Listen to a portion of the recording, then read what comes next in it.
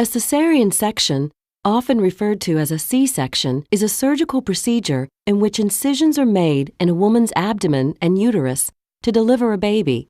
Some cesarean sections are planned. More often, however, the need for the procedure becomes apparent after the onset of labor, when abnormal conditions make a vaginal delivery unsafe for the mother or her baby.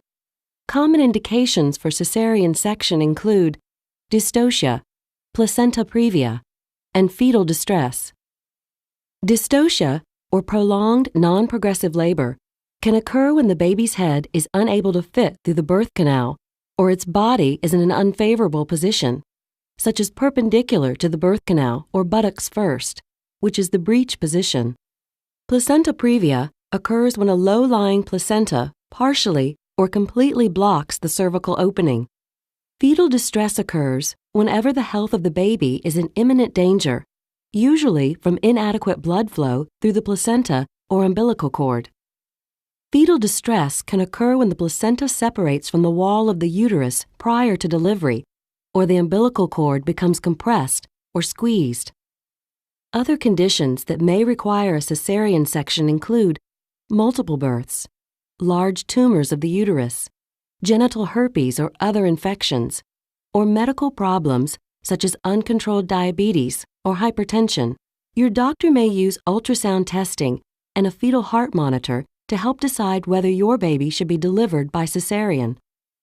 When a cesarean section becomes necessary, you will be prepped for surgery. If not already in place, an intravenous line will be started and a catheter will be inserted into your bladder to drain urine. In the operating room, you will be given anesthesia.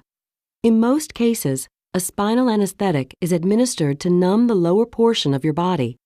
Sometimes, however, a general anesthetic will be used. Your doctor will begin by making an incision in your abdomen.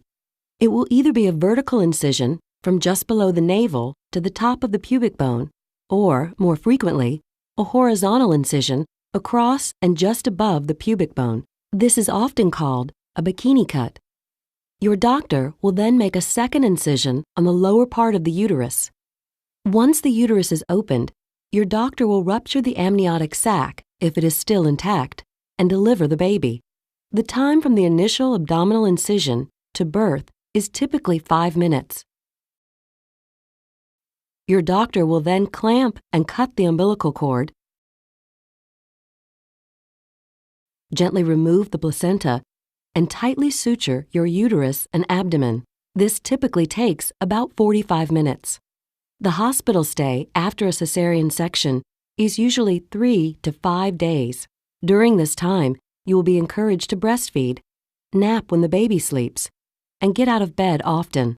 While most patients are able to take care of their new baby soon after the procedure, full recovery may take 6 to 8 weeks. Your scar will lighten as it heals.